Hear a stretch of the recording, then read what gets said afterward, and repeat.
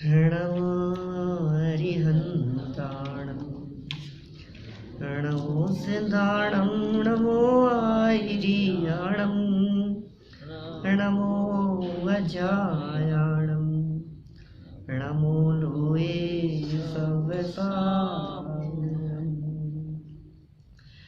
मोक्षमार्गस्य नेतारं भेतारं कर्मभूभृतम् ज्ञातारं विश्वतत्त्वानां वन्दे तद्गुणलब्धये वन्दे तद्गुणलब्धये वन्दे तद्गुणलब्धये। तत्वार सूत्र महान शास्त्र को आधार बनाकर हम छठे अध्याय के आधार से यहाँ आश्रव की कुछ चर्चा कर रहे थे। इन कर्मों का आश्रव कैसे होता है? आश्रव माने कर्मों का आना, कर्मों के आने को आश्रव कहते हैं। आते क्यों हैं कर्म? ये कैसे आते हैं? कर्म बनते क्यों हैं? और कर्म बंधते हैं तो फिर उदय में आते हैं, उदय में आते हैं तो तकलीफ भोगता है। प्रॉब्लम तो सारी यहीं से खड़ी होती है ना। यदि देखो हमें तकलीफ नहीं चाहिए, हमें दुखी नहीं होना हो, तो कर्म उदय में नहीं आने चाहिए। भाई कर्म का उदय आता है तो हम दुखी होते हैं। अब कर्म का उदय नहीं आए, इसके लिए कर्म का उदय क्यों आता है? क्योंकि बंधन होता है। तो बंधन नहीं होना चाहिए। और बंधन क्यों होता है? कि बंधन होता है क्योंकि हमारे भाव बिगड़ते हैं, राग द्वेष आदि विकारी भाव होते हैं। तो जैसे भाव होते हैं वैसा कर्म बंधता है, जैसा कर्म बंधता है वैसा उदय में आता है। जब उदय में आता है तो परिस्थितियां बनती है, और परिस्थितियां जैसी बनती हैं उनसे प्रभावित होकर के हम सुखी दुखी होते। तो यदि हमारे को सुखी दुखी ना होना हो तो हमें एक कला सीखनी पड़ेगी। ये क्या कला सीखनी पड़ेगी? कि परिस्थितियों से अप्रभावित रहने की कला। पॉइंट समझ में आ रहा है? परिस्थितियों से अप्रभावित, अप्रभावित मतलब इफेक्ट नहीं पड़े उसका अपने ऊपर, हम उससे फर्क नहीं पड़े। इसका नाम है अप्रभावित। प्रभाव पड़ना और अप्रभावित रहना। तो जो भी परिस्थिति बन रही है, अनुकूल बन रही है तो उससे भी प्रभावित नहीं होते। प्रतिकूल बन रही है, प्रतिकूल मतलब हमारे अगेंस्ट, तो भी हम उससे प्रभावित नहीं होते। तो समझ लीजिए मोक्ष मार्ग शुरू होने की दिशा में कदम बढ़ गए। ज्ञानियों की लाइफ ऐसी होती है। ज्ञानी जीव देखो दुनिया में यदि हम देखें तो पाप कर्म के उदय को झेलने वाले, बर्दाश्त करने वाले, पाप कर्म के उदय में अप्रभावित रहने वाले, पाप कर्म के उदय में तकलीफ नहीं महसूस करने वाले लोग तो दुनिया में कई मिल जाएंगे आपको। बड़े बड़े संकट आए लेकिन साहब उन्होंने अपनी धैर्य नहीं खोया, हिम्मत से काम लिया उन्होंने। कितनी प्रॉब्लम्स आई उनकी लाइफ में लेकिन उन्होंने अपनी हिम्मत नहीं खोई। ऐसे लोग आपको बहुत मिलेंगे दुनिया में। इस तरह के बहुत लोग दिखते हैं हमारे को कि प्रॉब्लम्स बहुत आती है साहब लेकिन फिर भी वो बहुत स्ट्रांग हैं। लेकिन पुण्य का उदय आने पर भी प्रभावित नहीं होवे, ऐसे विरले बहुत दुर्लभ हैं। पाप के उदय में प्रभावित नहीं होने वाले लोग तो कई मिल जाएंगे, बड़े बड़े संकटों को जीतने वाले। लेकिन गले में मालाएं डल रही हो, लोग जय जयकार कर रहे हो, लोग प्रशंसा कर रहे हो और फिर भी सहज रहें, बोले ये बिरले कोई अलग ही होंगे। आप देखो ज्ञानियों का जीवन इसी तरह का दिखाई देता है। पाप के उदय में सीजते नहीं है। सीजना मतलब आग में जैसे सीजते हैं ना, कुछ बॉइल्ड होना। तो पाप कर्म के उदय में सीजते नहीं है, पुण्य के उदय पर रीझते नहीं है। रीझना, अट्रैक्ट होना। पाप के उदय में सीजते नहीं है, पुण्य के उदय में रीझते नहीं है। ज्ञानी तो सदा ज्ञान में भीजते हैं, ज्ञान स्वभाव में भीजते हैं, क्या फर्क पड़ता है। देखो, प्रतिकूलताएं होती है तो क्रोध उत्पन्न हो जाता है, अनुकूलताएं ज्यादा होती है तो मान हो जाता है। विकार तो दोनों है। अनुकूलताएं अभिमान करा देता है, प्रतिकूलताएं क्रोध दिला देता है। और क्रोध और मान ये दोनों ही तो विकृतियां हैं। इन दोनों में संभाव जिनका होता है वे ज्ञानी होते हैं। हम मेरी भावना बोलते हैं क्या आप लोग? कभी मेरी भावना बोलते हैं? उसमें जिसने राग द्वेष काम आदि जीते, उसमें लाइन है ना, होकर सुख में मग्न न फूले, दुख में कभी न घबरावे। होकर सुख में मग्न फूले नहीं और दुख में कभी भी घबराए नहीं, इसी का नाम सहजता है भाई साहब। निराश्रम होने की ये कला है। आपके परमात्मा क्या करते हैं? देखो, हम लोग फॉलो करते हैं ना लोगों को, अपने से जो बड़े होते हैं, अपने बुजुर्ग होते हैं, अपने लिए सम्माननीय होते हैं, अपने आइडल पर्सन होते हैं, अपन उनको फॉलो करते हैं। तो ये जो हमारे भगवान हैं, जो वेदी पर विराजमान हैं, हमें इनको फॉलो करना है,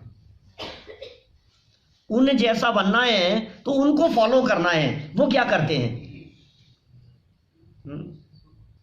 वो क्या करते हैं बोलो? जानते हैं? वीतरागी सर्वज्ञ हैं। वीतरागी हैं और सर्वज्ञ हैं। सर्वज्ञ है माने सब कुछ जानते हैं, और वीतरागी है मतलब कुछ नहीं करते। दो बातें हैं ना। सर्वज्ञ माने सब कुछ जानते हैं, और वीतरागी है मतलब कुछ नहीं करते हैं। तो सब तो जानते हैं और कुछ नहीं करते हैं। अभी मैंने बात की थी विशाल जी के यहाँ, सबको जाने और जान करके भी उससे कुछ ना करे तो भगवान है वो। अपने को क्या करना है? ये तो काम करना है। सबको जानो, कुछ मत करो। जानो, जान करके भी सहज रहो। पाप कर्म का उदय आ गया, ओके। पुण्य का उदय आ गया कि ठीक है। लोग काले झंडे दिखा रहे हैं, कोई फर्क नहीं पड़ता है। लोग जय जयकार कर रहे हैं, कोई फर्क नहीं पड़ रहा है।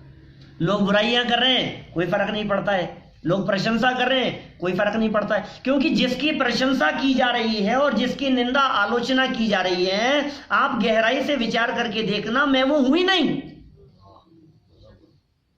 क्या एक व्यक्ति बहुत बुराई कर रहा था और आपको ऐसे लग रहा था कि मेरी बुराई कर रहा है और आप दुखी हो रहे थे, तो बगल में कोई दूसरा व्यक्ति था, उसने कहा कि नहीं नहीं, आपकी नहीं कर रहा है तो उनकी कर रहा है, तो आप सहज हो गए।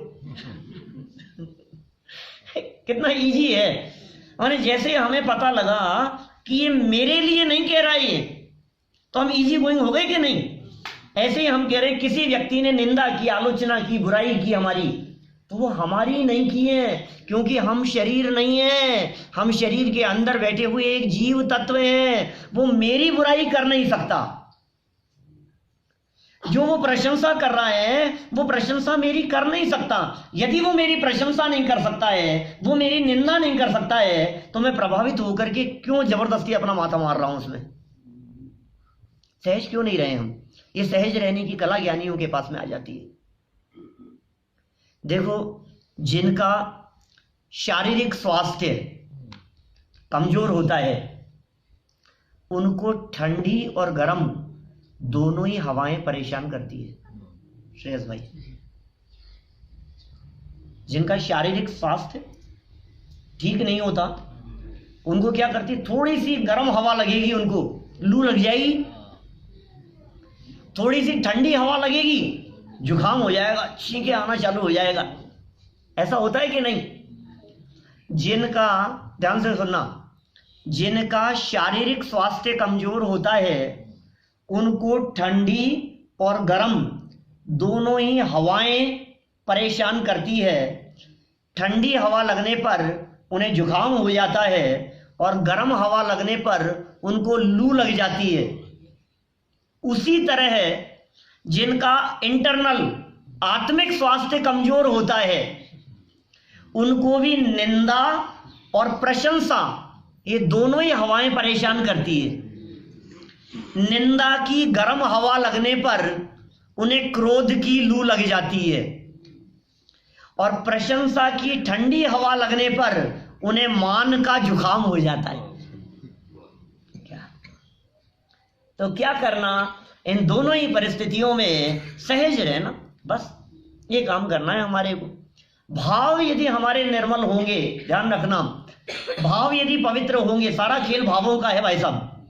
आप कितनी पूजा करते हैं इससे कोई फर्क नहीं पड़ता है, आप कितना बिजनेस करते हैं इससे कोई फर्क नहीं पड़ता है, सब कुछ है यहां से, दिमाग से।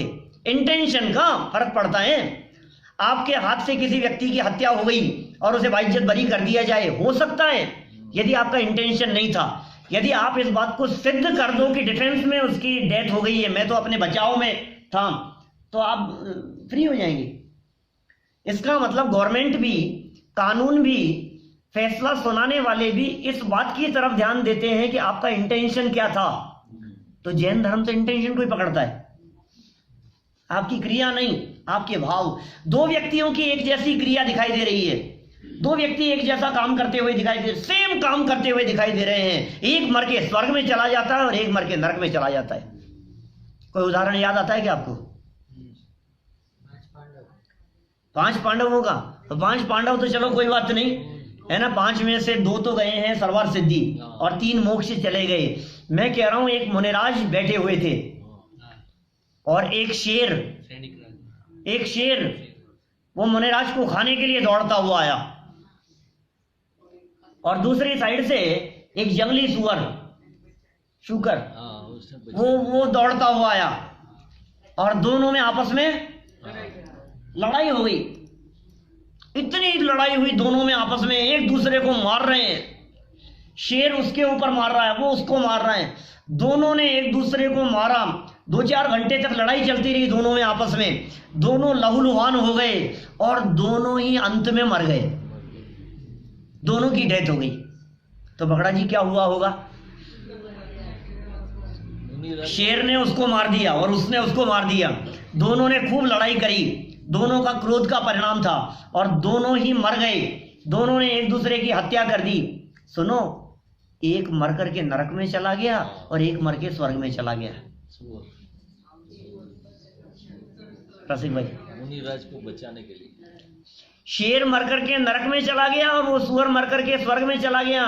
दोनों वीडियो रिकॉर्डिंग करो, मैं तो एक बात कहता हूं, रिकॉर्डिंग करो और रिकॉर्डिंग के बाद में फैसला करो कौन कहां जाना चाहिए।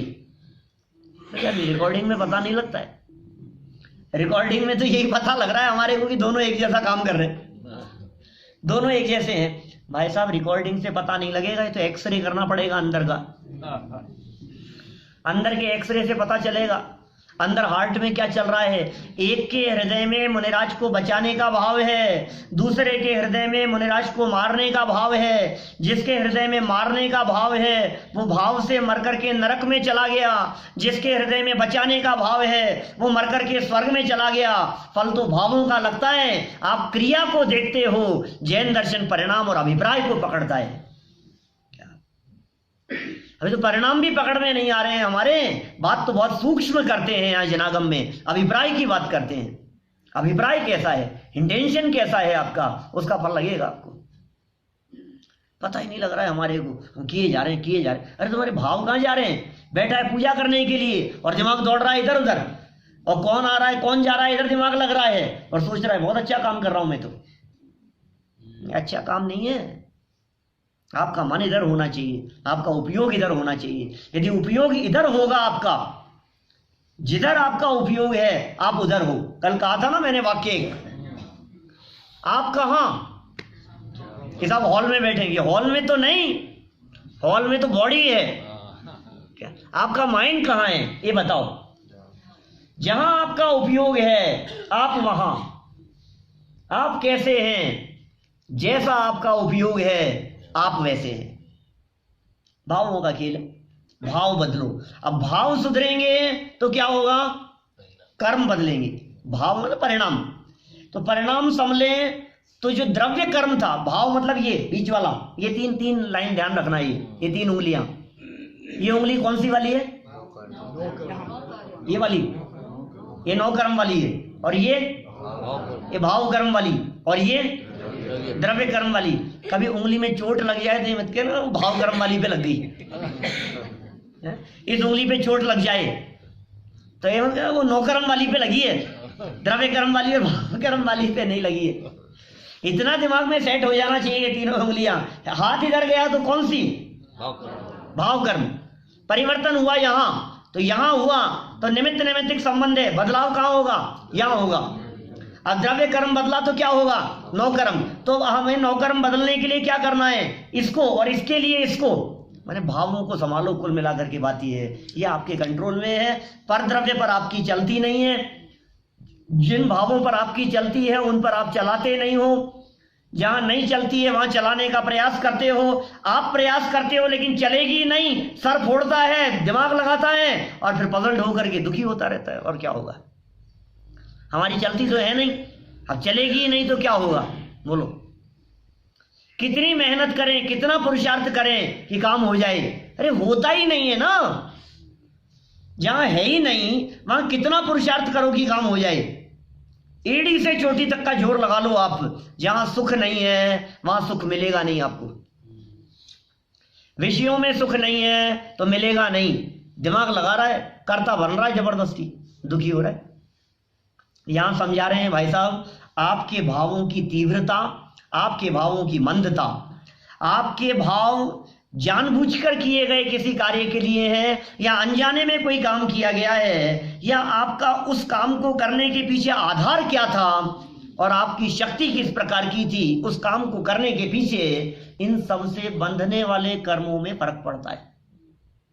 मेरे समझ में आ रहा है, कैसे कर्म बंधेंगे, कैसा कर्म बंधा हमें तो पता ही नहीं है, मालूम ही नहीं चल रहा है हमारे को, अपने आप बंध रहे हैं कर्म, ऑटोमेटिक प्रक्रिया है ये, कर्म आ रहे हैं, बंध रहे हैं, आत्मा के साथ में चिपक रहे हैं, ऑटोमेटिक वो कन्वर्ट हो रहे हैं, उत्कर्षण, अपकर्षण, संक्रमण, उदय, उदीर्ण, पता नहीं क्या क्या उनमें उनकी प्रोसेसिंग चल रही है अपने आप। फिर वो सारी प्रोसेसिंग होने के बाद में क्या होगा, फिर वो फल देंगे, और फल मिलेगा हमारे को, हम भुगतेंगे। ये सारे कौन कर रहा है ये सब? देखो भाई, टोडरमल जी ने उदाहरण दिया, एक मोक्ष मार्ग प्रकाशक दूसरे अध्याय का उदाहरण है। उसमें उन्होंने कहा भोजन का एक गास बुद्धिपूर्वक खाता है और यहां से मुंह में रखता है, एक गास मुंह में रखता है, वहां तक तो कहता है मैंने किया, और हम कह रहे हैं यहां से जब गले से नीचे उतर गया ना उसके बाद में उसका क्या होगा, कौन कर रहा है, कौन कर रहा है फिर उसको। इस जगह से नीचे उतर जाने के बाद उस एक गास का हड्डी, खून, मांस, मज्जा, मल, मूत्र, पसीना के 7 धातुओं रूप से उसका परिणमन होना है, बदलना है। वो कौन बदल रहा है? आपसे पूछ करके हो रहा है कि क्या बनना है उसका, उसका क्या होना है। आपने जो भोजन किया है गले से नीचे उतरने के बाद में उसका क्या होगा, आपका कंट्रोल चलता है उसके ऊपर? नहीं चलता है। तो कौन बदलता है? अपने आप बदलते हैं वो सब, सारे परमाणु अपने आप ऑटोमेटिक 7 धातुओं रूप से बदल जाते हैं। ऐसे ही कह रहे हैं, आपके भावों का निमित्त पाकर आने वाली कार्बन वर्गणाएं जिनका आश्रव हुआ था, हमारे भावों का निमित्त पाकर ऑटोमेटिक वे सारे के सारे कर्म बट जाते हैं अलग अलग प्रकृतियों में, उनका बंटवारा हो जाता है। 8 कर्मों में बट जाते हैं, 7 कर्मों में बट जाते हैं। आयु कर्म को छोड़कर 7 कर्म प्रत्येक समय बंध रहे हैं, हर समय बंध रहे। आयु कर्म लाइफ में एक बार, पूरी लाइफ में एक बार आयु कर्म बंधता है। मर करके कहां जाना है वो ये सब चर्चा करेंगे अपन धीरे धीरे। अभी तो भावों की चर्चा कर रहे हैं, भाव कितने प्रकार से और कैसे कैसे बदल जाते हैं। इन भावों के बदलने के 2 आधार मुख्य कहे। 7 नंबर सूत्र है तत्वार सूत्र का। 7 नंबर सूत्र में क्या कह रहे हैं? अधिकरणम जीवा जीवाह। बोलेंगे क्या आप लोग? अधिकरणम जीवा जीवाह, अधिकरणम जीवा जीवाह। अधिकरण क्या होता है? आधार, बेस। किसका बेस? आश्रम का। क्या क्या है?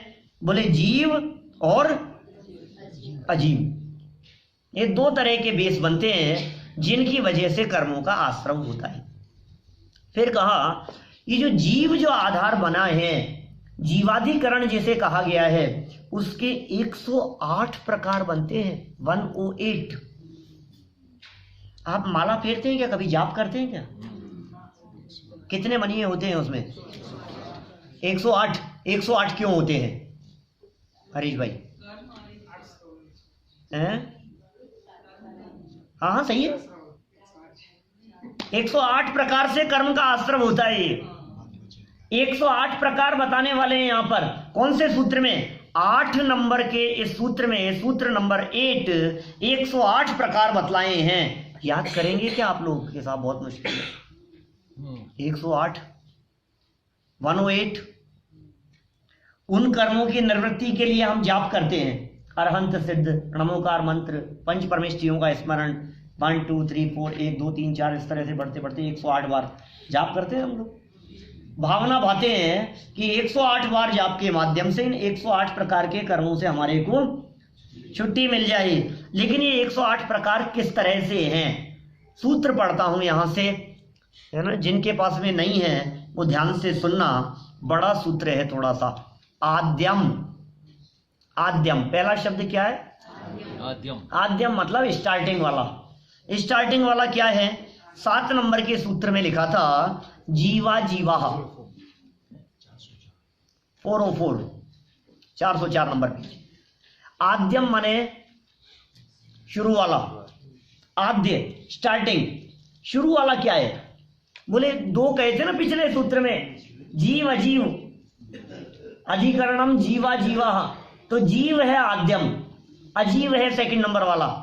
तो आद्यम वाले की बात कर रहे हैं। समरंभ समारंभारंभ योग कृत कार्यतानुमत कषाय विशेष स्त्री स्त्री स्त्री चतुष्चैकशः। सूत्र देखना ध्यान से, नीचे मत पढ़ना, नीचे मत देखना बिल्कुल भी, सूत्र देखना। आद्यम, आद्यम मतलब श्रेयस भाई पहले वाला। पहले वाला मतलब पहले, इससे पहले सूत्र में कहा था जीव अजीव, तो उसमें जीव अजीव जो कहते हैं ना, उसमें जीव, ये जीव पहले वाला है। तो जीव अधिकरण की बात बता रहे हैं। क्या क्या कहा? समरंभ, समरंभ, फिर कहा समारंभ, फिर कहा आरंभ। 3 शब्द है, समरंभ, समारंभ, फिर आ की मात्रा से निकला आरंभ। समरंभ बोलो, समारंभ, और फिर आरंभ। इनका मतलब समझते हैं आप? समरंभ माने होता है काम को करने का विचार करना। हमने विचार किया क्या करना है हमारे को, दिमाग में हमने कुछ योजना बनाई, प्लानिंग करी, वो है समरंभ। फिर जैसी प्लानिंग बनाई थी उस प्लानिंग के हिसाब से हमने सामान जुटाए, वो है समारंभ। समरंभ माने प्लानिंग, समारंभ माने उस प्लानिंग के हिसाब से सामान को इकट्ठा करना, वो समारंभ। और फिर उस काम को स्टार्ट कर देना, वो आरंभ। 3 हो गए, समरंभ, समारंभ और आरंभ। आपने प्लानिंग करी कि आज शाम को भोजन में वो क्या बनेगा, पनीर टिक्का, क्या था वो बनेगा। ये पहले किया क्या, प्लान, समरंभ, दिमाग में सेट किया ना आज क्या बनाना है, तो अब ये पहला काम। फिर क्या किया उसके लिए, अब जब नक्की कर लिया तो उसके लिए क्या क्या चीज चाहिए, तो वो सारे सामान इकट्ठा किया, वो समारंभ, ठीक है। और फिर उस काम को बनाना शुरू कर देना, ये है आरंभ। 3 हो गए, समरंभ, समारंभ, आरंभ। इन तीनों से आश्रम होता है। आप मन में क्या सोच रहे हैं, क्या करने वाले हैं और क्या कर रहे हैं, इन तीनों से फर्क पड़ेगा आपके आश्रम में। आश्रम किस तरह का होने वाला है। अभी कहा ये 3 नहीं, इन 3 से और आगे बढ़ो, तो कहा योग। योग क्या है, मन वचन काय। समरंभ समारंभ आरंभ 3 थे, फिर मन वचन और काय, ये 3 और हो गए। 3 इधर, समरंभ समारंभ आरंभ, फिर मन वचन काय। जानते हैं ना मन वचन काय, तो तुषार भाई, मन थॉट प्रोसेस, वचन वाणी, और ये बॉडी लैंग्वेज जो भी है ये सब काय। तो मन वचन काय, ये 3 हो गए, 3 और 3, 6 नहीं, अभी 3 और 3, अभी आगे बढ़ो, पहले क्या कह रहे हैं। फिर कृत कारितानुमत, कृत कारित अनुमत, ये कारित के बाद में आ की मात्रा लग रही है, एक आ का डंडा लग रहा है ना, उसमें से आ निकला, अनुमत। हरीश भाई बराबर है, कृत कारित और अनुमत, 3 शब्द भैया, ध्यान देना, कुछ कुछ समझने के लिए आए। देखो यदि सूत्र समझने हैं तो मैं उस हिसाब से चलूं, और सूत्र नहीं समझने हैं, आपको कहानियां सुननी है तो मैं वैसे समझा सकता हूं। नहीं, मेरे को सब तरह से समझाना आता है प्रफुल्ल भाई, क्या जैसे समझे वैसे समझा सकता हूं मैं।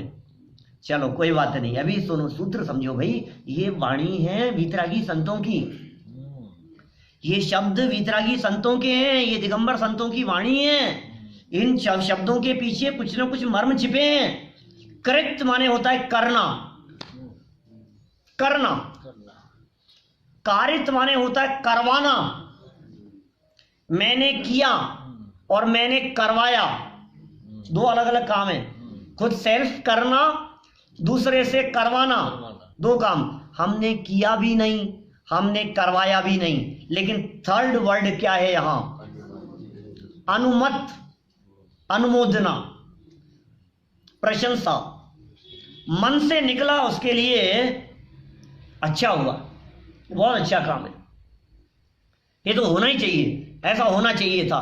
तो ये जो अनुमोदना है, बोले इसका भी फल वैसा ही का है।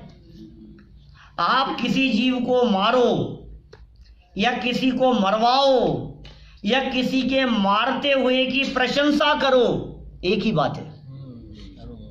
आप सोचो, आप कितने पाप कर लेते हैं हम, हमें पता नहीं है, बैठे बैठे कितने कर्म बांध लेते हैं। विशेषकर जब टीवी के सामने बैठ करके चैनल घुमाते हैं तो कैसे कैसे कर्म बंधते हैं बोलो। एक व्यक्ति वहां टीवी की स्क्रीन पर, जो हीरो कहते हैं आज जिसे, वो 10-5 लोगों को मार रहा है, पीट रहा है उनको, चला रहा है, धमाधम चल रही है बहुत, और आपको मजा आ रहा है उसमें, और पीट, मजा आ गया। कैसा लगता है हमारे को? क्यों भैया, आपको क्या मिल रहा है ये बताओ, आपको क्या मिल रहा है? कुछ मिल रहा है कि नहीं मिल रहा है? सम्यक भाई, कुछ मिल रहा है कि नहीं मिल रहा है? कुछ नहीं मिल रहा है। यहाँ कह रहे हैं आश्रव मिल रहा है तुम्हारे को, क्या ये कर्म का आश्रव मिल रहा है। अरे भाई साहब, तुम जबरदस्ती कर्म बांध रहे हो बैठे बैठे। वो जो पीट रहा है, पीटने वाले को पीटने के पैसे मिल रहे हैं और उसे पीटने के मिल रहे हैं। जो पीट रहा है ना, उसको पीटने के पैसे मिल रहे हैं, और वो उसको पीट रहा है तो वो दुखी नहीं हो रहा, वो दुखी होता हुआ दिखाई दे रहा है। वो तो अभी ये शॉर्ट होने के बाद में साथ में बैठ के कॉफी पीने वाले हैं।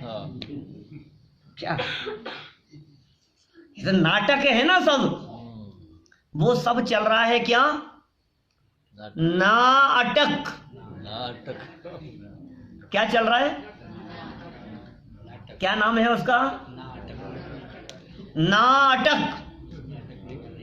वो कहता क्या है कि इसमें अटकना नहीं, और हमारा चित्त उसी में अटका रहता है। वो ऐसे मोड़ पर ले जाकर के छोड़ते हैं कि हमें लगता है अब कल कितने बजे आएगा, अब क्या हुआ, और वो फ्राइडे हो और अब मंडे को आएगा, तो हमारे दिमाग में चलता रहता है।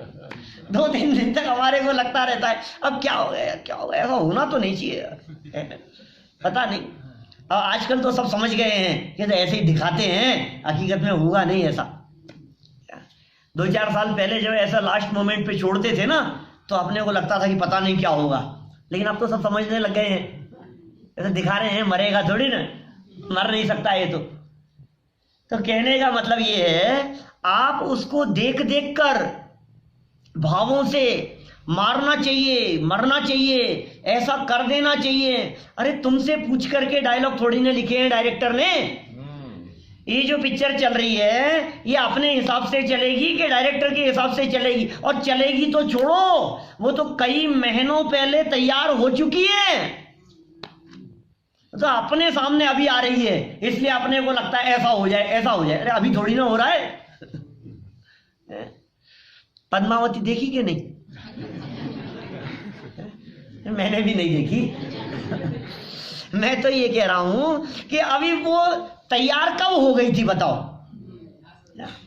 अब आप यदि आज देखते हैं और आपको ऐसा लगता है ऐसा नहीं ऐसा, ऐसा नहीं ऐसा, तो भैया ये तो पहले से तैयार है, तो रिकॉर्डिंग है।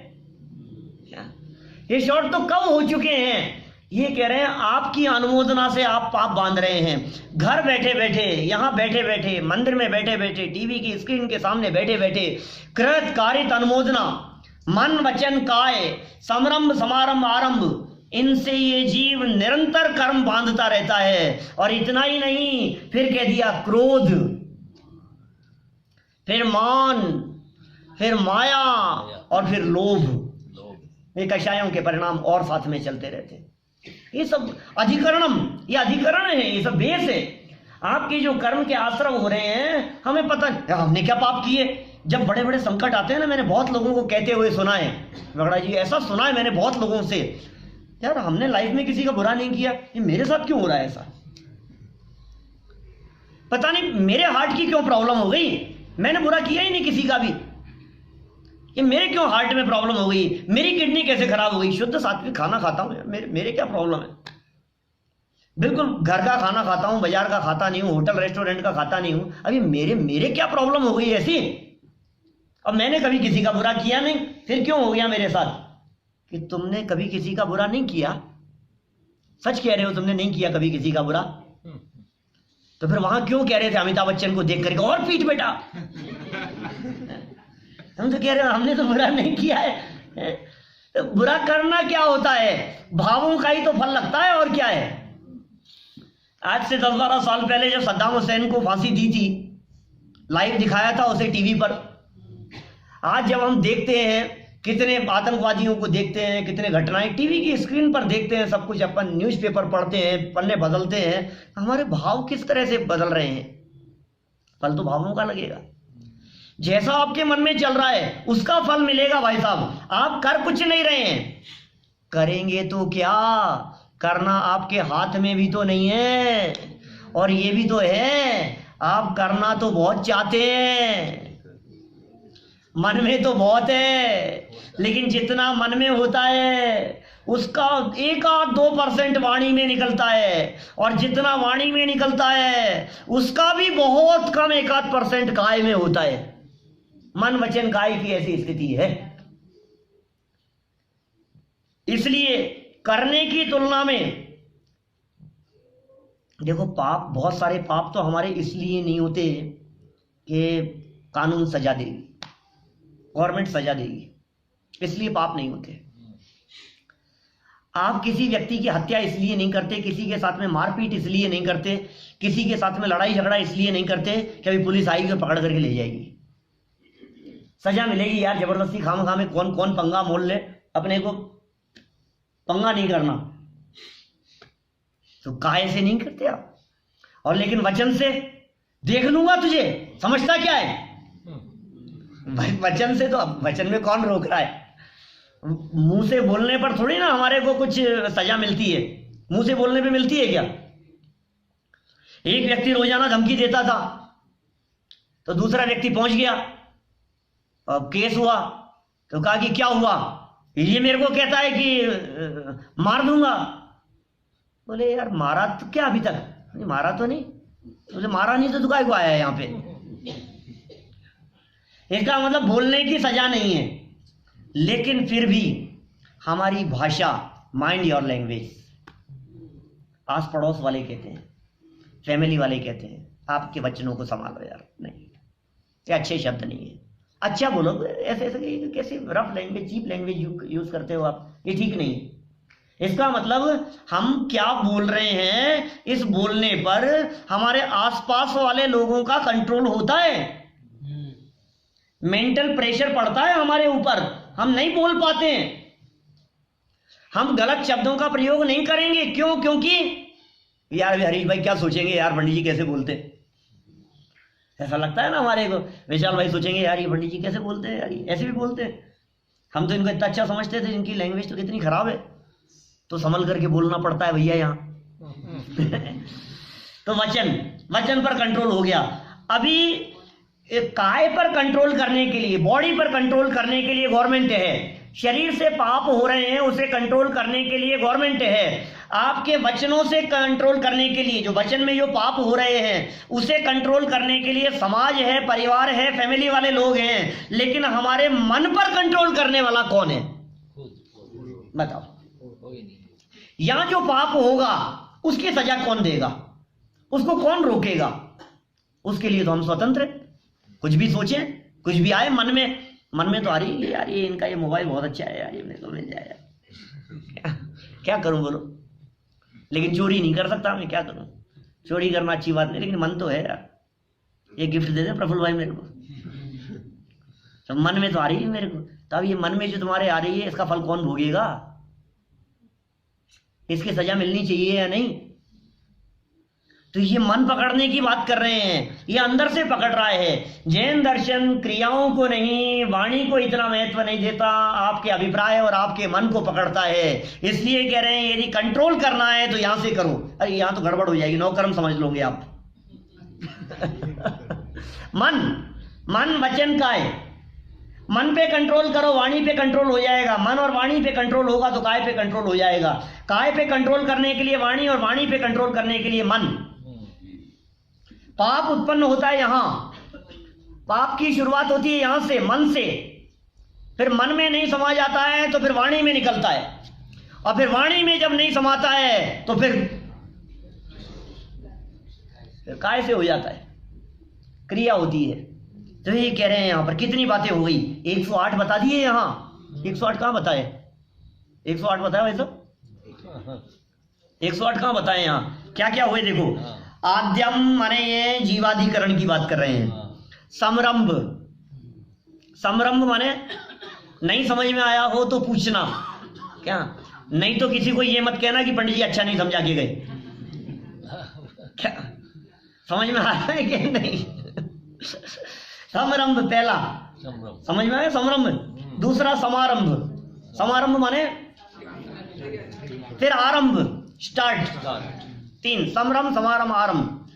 मन वचन काय 3, ये समझ में आ गए। फिर कृत, खुद ने किया कोई काम। कारित, करवाया। अनुमत, अनुमोदना की हमने। देखो भाई, हम यदि जमीकंद खाते नहीं है, हम खाते नहीं है जमीकंद, आलू नहीं खाते हम, लेकिन हमने कहा कि यार वो आए हैं वो खाते हैं, उनके लिए बना लो। अब मैं तो बनाता भी नहीं हूं, तुम बना लो। तो क्या किया आपने? कारित, कारित। मैं खुद करता तो किया, ये मैं नहीं करता, मेरे तो त्याग है। लेकिन मैंने क्या किया? करवा दिया। यार मैं नहीं करता हूं, देखो मेरे तो त्याग है, मैं नहीं करता हूं, नहीं तुम कर दो, तो कारित हो गया। करो चाहे करवाओ एक ही बात है। करता भी नहीं हूं, करवाता भी नहीं हूं। और कोई व्यक्ति खा रहा था और उसने पूछा पंडित जी मैं, हाँ खाओ यार तुम, कोई बात नहीं, तो आपने उसकी अनुमोदना कर दी, आपको अनुमोदना का फल मिल रहा है। अच्छा, अब जैसे ये पाप कर्म बंधन में कृतकारित अनुमोदना लगती है, ऐसे पुण्य बंधन में भी कृतकारित अनुमोदना लगती है। देखो अभी यदि आप पाप से घबरा रहे थे तो हम पुण्य की बात करते हैं, आपको बड़ा मजा आ जाएगा। देखो पाप तो क्या होता है, जैसे मान लो पटाखे नहीं चलाते आप, हिंसा होती है, हम नहीं करते, लेकिन हम करवाते तो हैं, देख बेटा ऐसे ऐसे करना, तो हमने किया तो नहीं, हमने करवा दिया। कैसे छुड़ाते हैं? नहीं बेटा ये बड़ा बम है ना, ये सूतली बम है। सूतली बम होते हैं, क्या होते हैं यहाँ पटाखे छूटते हैं क्या? फोड़ते हैं, कम होते हैं यहाँ। तो ऐसे ऐसे करना है इसको, वो कागज लेना और कागज के अंदर दूर रखना, और फिर कागज जलाना आगे से, और फिर दूर भाग जाना, और फिर वो, तो आप क्या कर रहे हो? कर तो नहीं रहे, करवा रहे हो। और जो आतिशबाजी हो रही है और उसे देख करके यार कितना सुंदर है, कितना अच्छा लग रहा है, आप उसकी अनुमोदना कर रहे हो। पाप लग रहा है हमारे को, करने, कराने और अनुमोदना करने में, तीनों में एक समान पाप लग रहा है। पाप एक समान हो गया। अब पुण्य भी एक समान है। अब पुण्य का तो बड़ा जबरदस्त काम है। पुण्य तो आप देखो, आपका बैलेंस कैसे बढ़ा सकते हो आप पुण्य का, रसिक भाई, बहुत अच्छा काम है। विशाल भाई सुबह आओगे प्रवचन में? कि नहीं पंडित जी जाना है, ऑफिस रहता है, वहां जाना पड़ता है, अपने को बिजनेस रहता है तो टाइम रहता है, दुकान ओपन करनी पड़ती है, अब क्या करें। सुनो सुनो, जो यहाँ आते हैं ना, जो बैठेंगे सुनेंगे, उतना पुण्य तुम नहीं बैठ करके भी बांध सकते हो। कि कैसे? कि सुन नहीं रहे, सुनने के लिए कहो। सुन तो नहीं रहे हम, लेकिन सुनवा तो सकते हैं किसी और को कह करके, रसिक भाई तुम सुनना यार, मैं तो नहीं जा पा रहा हूं, तुम तो फ्री हो, तमें फ्री छो, तमें बैठ जो। तो ये कारित। फिर जो बैठते हो उनकी अनुमोदना करके भी आप वैसा ही पुण्य बांध सकते हैं। दीप भाई, जो बैठ रहे हैं, जो सुन रहे हैं, जो पूजन कर रहे हैं, जो मंदिर आ रहे हैं, आप यदि खुले दिल से उनकी प्रशंसा कर रहे हैं तो आप उन जैसा पुण्य बांध सकते हैं। ये कर्मों का ऐसा खेल है, आपके परिणामों का फल मिलता है। कैसे भाव आपके चल रहे, जैसे भाव वैसा कर्म बंधन, बस तुरंत इंस्टेंट है। यहां तो आपने जैसे भाव किए वैसा चीज। इतना फास्ट तो आपके पिज्जा का ऑर्डर भी नहीं आता है। रेस्टोरेंट पे जाकर के ऑर्डर करते हो तो वो भी 10 मिनट लगाता है, ये तो इतना फास्ट है। इधर हमने अनुमोदना की, और इस अनुमोदना का तो खेल बड़ा जबरदस्त है भाई साहब। अनुमोदना का बहुत फल मिलता है। आपके द्वारा मुक्त कंठ से की गई प्रशंसा ये बहुत बड़ा काम करता है। आप बच्चों की प्रशंसा करो, पाठशाला में आने वालों की प्रशंसा करो, छोटे छोटे बच्चों की प्रशंसा करो, आपको नहीं आता है उन्हें देख देख करके प्रशंसा करो। क्या तीर्थ, छोटा सा बच्चा, आज बहुत कितनी बातें सुनाई उसने, बच्चों ने, दोनों ने इतनी चीजें सुनाई मेरे को। दिन में भोजन करने गया था, इतना अच्छा लगा, बहुत अच्छा। सच में उनको जो सिखाते हैं, उनके मम्मी हैं, पापा हैं, जो भी सिखाते हैं, जो टीचर सिखाते हैं, धन्यवाद के पात्र हैं सच में। उनके नाना भी बहुत मेहनत करते हैं, प्रेरित करते रहते हैं। सबको प्रेरित करना चाहिए, सबको। आप क्योंकि देखो भाई क्या होता है पगड़ा जी, बहुत प्रैक्टिकल बात कर रहा हूं मैं यहाँ प्रवचन नहीं कर रहा हूँ, ये कोई प्रवचन थोड़ी ना, ऐसी बातें कोई प्रवचन होती है क्या? ये तो अपन तो जनरल बातें कर रहे हैं, और क्या है। लेकिन शास्त्र में लिखी है इस तरह की बातें भी, ये भी तो चरणानुयोग है। जब प्रथमानुयोग में ऐसी तो बातें होती हैं, करणानुयोग में इसी तरह की बातें तो होती है। एक द्रव्यानुयोग को यदि छोड़ दो तो 3 अनुयोग तो इसी तरह की बातें करते हैं, शास्त्रों में लिखी है। इतनी इंपॉर्टेंट बातें हैं कि यदि किसी बालक ने रात्रि भोजन का त्याग किया, सुनना ध्यान से, किसी बच्चे ने 8 साल का है, 10 साल का है, 15 साल का है, उसने रात्रि भोजन का त्याग किया, आलू का त्याग कर दिया। मंदिर आया था, किसी ने पढ़ाया, सिखाया, उसको बतलाया, कुछ समझ में आ गई, माइंड में बैठ गई, उसने उसका त्याग कर दिया, हो गया त्याग। अब प्रॉब्लम क्या हुई, त्याग तो कर दिया उसने यहां। अब जब वो यहां से बाहर निकलता है, स्कूल जाता है, थोड़ा बड़ा होता है, फ्रेंड सर्किल के अंदर घूमता है, सब लोगों के बीच में उठता बैठता है, कहते अरे यार तुम ये कोई अभी से छोड़ दिया, ये कोई छोड़ने की उम्र है। सब क्या कहेंगे बोलो। माहौल इसी तरह का है पूरे देश में, पूरे दुनिया में। आपके यहाँ नैरोबी में ऐसा माहौल है या नहीं है? सभी मना को, कौन आस पड़ोस वाले, परिवार वाले, फैमिली वाले, उसके बुआ, उसके मामा, उसके चाचा, उसके वो सब, यार ये क्या अभी से बच्चे को लगा दिया श्रेयस भाई, यार अभी उसके खाने पीने की उम्र है बच्चे की, अभी से क्या छुड़वा दिया आपने। ऐसा कहने वाले बहुत लोग मिलेंगे। अब वो ऐसा कह करके पाप बांध रहे हैं, उनको छोड़ो, उनसे अपने को क्या लेना देना। अभी जब वो बच्चा ये बात सुनता है, या बच्चे की छोड़ो, आप अपने ऊपर लगा लो, हम सब बच्चे ही तो हैं, और क्या है। कि मंदिर आकर के यदि समझ लो आप, हमने यहाँ आना शुरू कर दिया, हमने किसी चीज को छोड़ दिया, किसी चीज का त्याग कर दिया, तो हमारी फ्रेंड सर्किल में हमारे जो कलीग्स हैं, हमारे जो बिजनेस पार्टनर्स हैं और लोग हैं, उनके बीच में जब हम उठते बैठते हैं तो कहते हैं यार आप भी यार क्या अभी से ही छोड़ दिया है विशाल भाई, क्या यार, क्या अभी उम्र ही क्या है आपकी, ये 30-35 साल की उम्र में अभी से ही, अरे बुढ़ापे में करना है यार। तो क्या होता है, 1 दिन 2 दिन 3 दिन बार बार जब लोगों से ऐसी बातें सुनते हैं तो अपने को भी कभी कभी ऐसा हो जाता है कि यार पावर डाउन हो जाता है। त्याग तो कर दिया था हमने, छोड़ तो दिया था, लेकिन अंदर से ऐसी फीलिंग आने लग जाती है यार मैं कहाँ फंस तो नहीं गया मैं। गलत तो नहीं कर दिया, खा ही लूँ क्या मैं यार, क्या क्या करूँ। अब समस्या तो है ही, परेशानी तो बहुत होती है, क्या करूँ। मन में ऐसा आने लग जाता है बार बार में। सुनो, जब मन में इस तरह के भाव, क्योंकि चारों तरफ माहौल ऐसा ही है, ऐसे समय में श्रेयस भाई आपने यदि उस बच्चे को, उस व्यक्ति के कंधे पर हाथ रख करके एक वाक्य कह दिया, बहुत अच्छा यार, बहुत अच्छा विशाल भाई, आपने जो काम किया है ना तारीफे काबिल है, बूस्टअप हो जाता है एकदम। कितना बल मिलता है आप कल्पना नहीं कर सकते हो। जहां चारों तरफ माहौल में उसका निषेध करने वाले लोग हैं, वहां आपके द्वारा कहा गया एक सेंटेंस, एक वाक्य उस व्यक्ति को स्थितीकरण प्रदान करता है, उस व्यक्ति को मजबूती प्रदान कर रहा है, उसे हिम्मत दिला रहा है, उसे जोश दिला रहा है, उसे जरूरत है आपकी सांत्वना की, उसे जरूरत है आपकी प्रशंसा की, उसे जरूरत है आपके द्वारा कहे गए 2 अच्छे शब्दों की। आपसे ही तो उम्मीद है। जब कभी आप यहां शास्त्र सभा में देखें, किसी बच्चे को देखें यहां आए हुए, और 5 मिनट 10 मिनट भी यदि उसने बैठ करके सुना है, उठने के बाद में उसके कंधे पर हाथ रखना, शाबाश बेटा आज बहुत अच्छा लगा, 10 मिनट तुम्हें बैठे छो ना, बहुत बहुत अच्छा लगा, उसको अच्छा लगेगा, उसको खुशी होगी। ये चीज इसलिए जरूरी है, तो अपन तो साधारण लोग हैं, देखो मनुष्य गति के हीन पुण्य वाले पंचम काल में अपन लोगों ने जन्म लिया है। हम लोगों के परिणाम तो वैसे ही विकृत परिणाम है, क्योंकि आपको वो प्रसंग याद आता है वहां का पद्म पुराण का, वो प्रसंग विभीषण के ऊपर शक किया था, रामचंद्र जी ने विभीषण के ऊपर शक किया था। रावण का भाई था ना, रावण का भाई था, इधर आ गया, अरे मैं उसका साथ छोड़ करके तुम्हारे पास में आ गया हूं, तुम्हारे साथ में। तो लगा कि यार ये तो भाई साहब उसका भाई अपने साथ में आ गया है, तो ये तो कहीं ना कहीं ऐसा नहीं हो कि यहाँ की बात सीक्रेट सब उधर चले जाएं।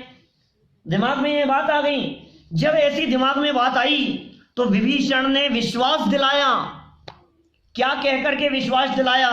कि यदि मेरे मन में खोट हो, यदि मेरे मन में मायाचारी का भाव हो, तो मैं मर करके पंचम काल का मनुष्य बनूं।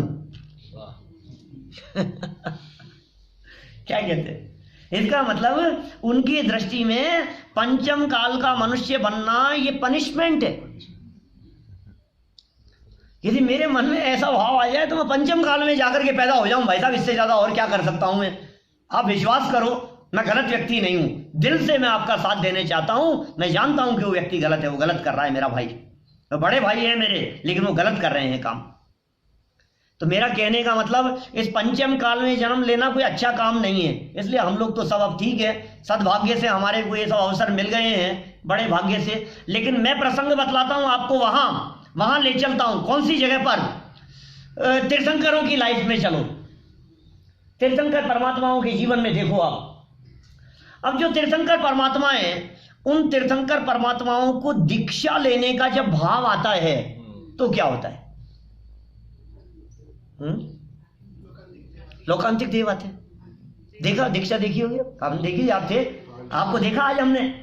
कहां पे देखा आपको? हमने आज ब्रैम्पटन प्रतिष्ठा में देखा। फोटो देखी हमने उसमें, तो आप थे वहां।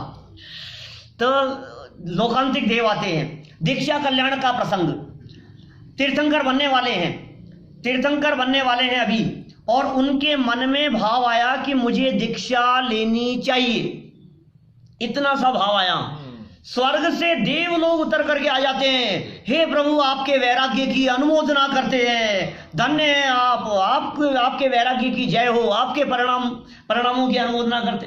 ऐसे ऐसे वाक्य, छोटे छोटे बच्चे ऐसे लोकांतिक देव बन करके। क्यों है ये बात? मन में जो अच्छा भाव आ गया है, उस भाव को अनुमोदना की जरूरत है। मन में जो भाव आ गया है, यदि उसको वो प्रशंसा मिलती, अब फिर हिल नहीं सकता वो व्यक्ति।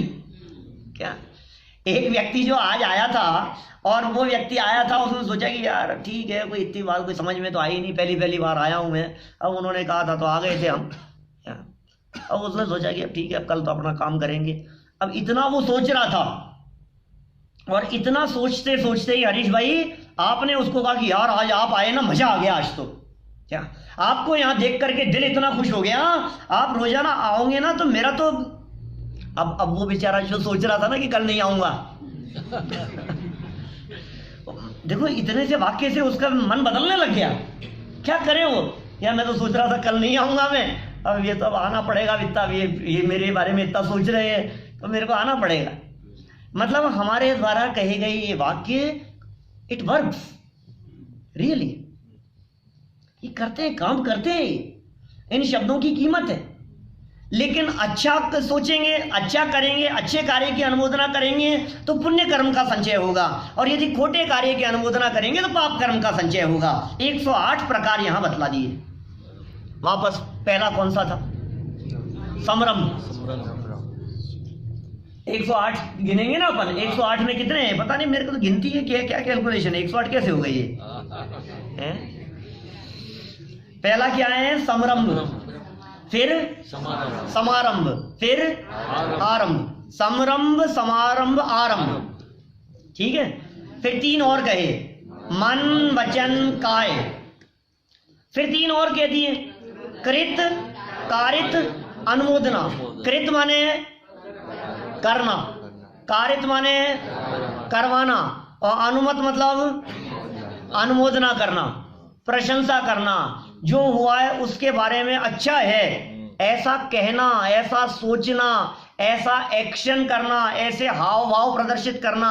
और फिर इनके साथ में कह दिया क्रोध, मान, माया और लोभ, 4 कषाएं और इन सब को कर लो मल्टीप्लाई। 108 हो जाएंगे।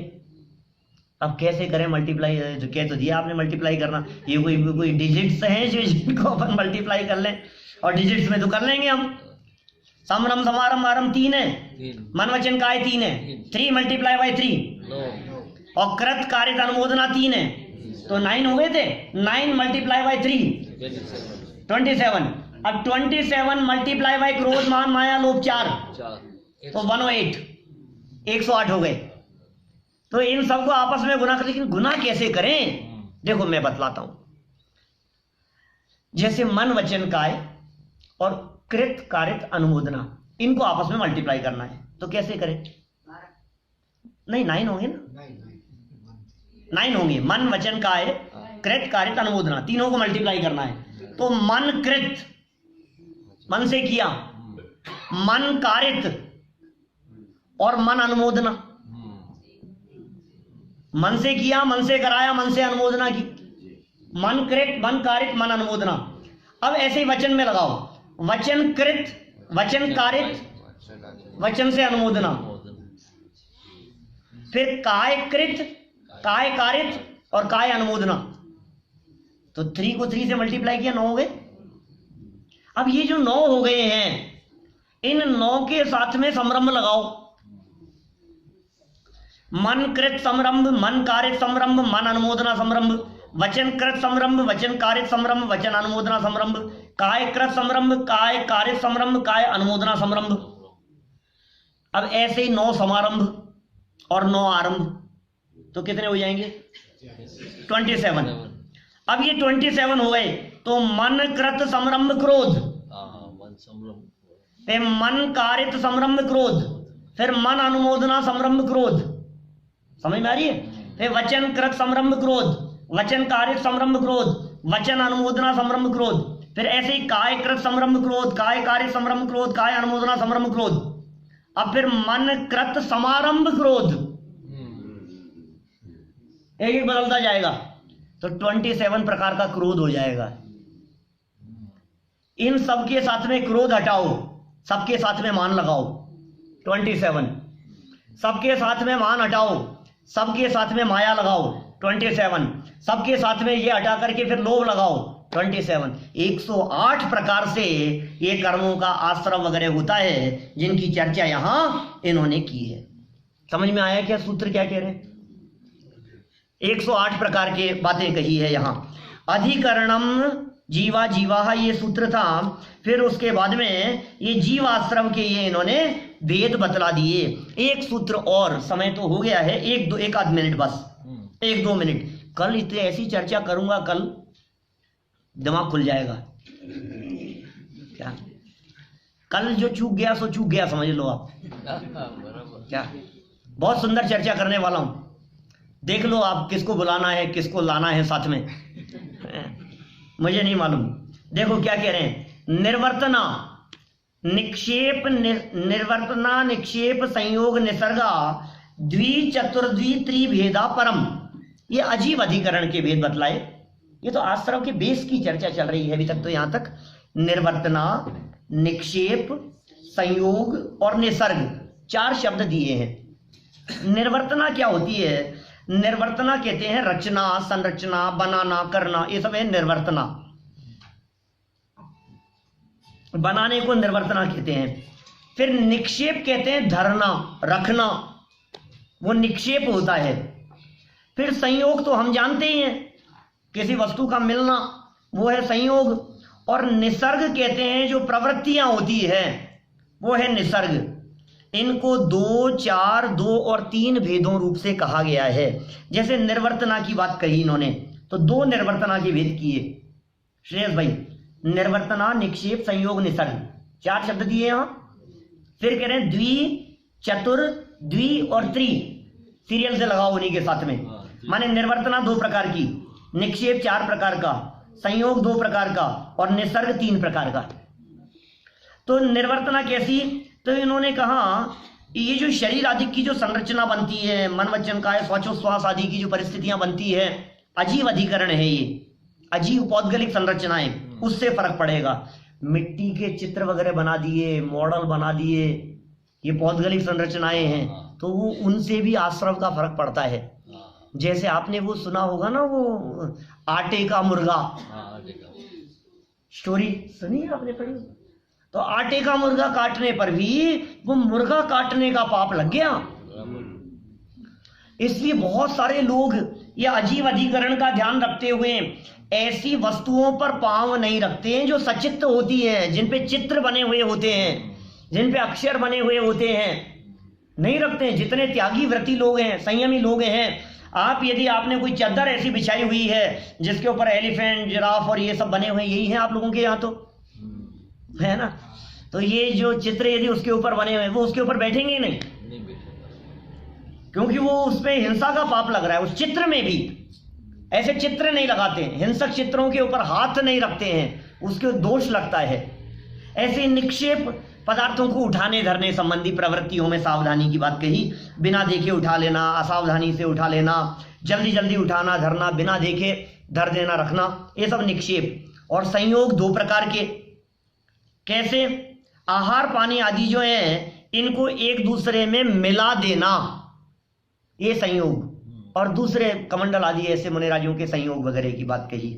और निसर्ग में मन वचन काय इनकी प्रवृत्तियों की बात कही। तो इन सब से कर्मों के आश्रम में फर्क पड़ता है। आश्रम होते हैं कर्मों के 8 प्रकार के। 8 के 108? 8 होते हैं आश्रम के, 108 होते हैं। 108 प्रकार से होते हैं, ध्यान देना। 108 कारण की वजह से होते हैं, 108 प्रकार से आश्रम होते हैं। लेकिन आश्रम जो हुआ वो 8 प्रकार के कर्मों का होता है। क्या? 108 प्रकार से माने मन वचन काय कृतकार्य संबोधना समरम, ये 108 प्रकार से कर्म आते हैं। जो कर्म आते हैं वो 8 प्रकार के होते हैं। जो 8 प्रकार के कर्म आते हैं उन कर्मों को ये कहते हैं, ये क्या है? क्या है? द्रव्य कर्म। ये द्रव्य कर्म कहते हैं। तो अभी जो 108 प्रकार बतलाए थे वो तो इसके थे, 108 प्रकार तो भावों के थे, भावों की अपेक्षा। अब द्रव्य कर्म जो 8 प्रकार के होते हैं, उन 8 प्रकार के द्रव्य कर्मों से क्या स्थितियां बनती है, उनके फल में क्या होता है, वो कौन सा कर्म किस वजह से बंधता है, इसमें कल ज्ञानावरणी दर्शनावरणी कर्म की चर्चा हम यहाँ करने वाले हैं। हमारे ज्ञान का क्या इफेक्ट पड़ता है, याद क्यों नहीं होता है, समझ में क्यों नहीं आती है, भूल क्यों जाते हैं, याददाश्त कैसे बढ़ाना है, आदि बहुत सारी सुंदर बातें हैं। इन सब की चर्चा कल हम करेंगे। अभी की बात को यहीं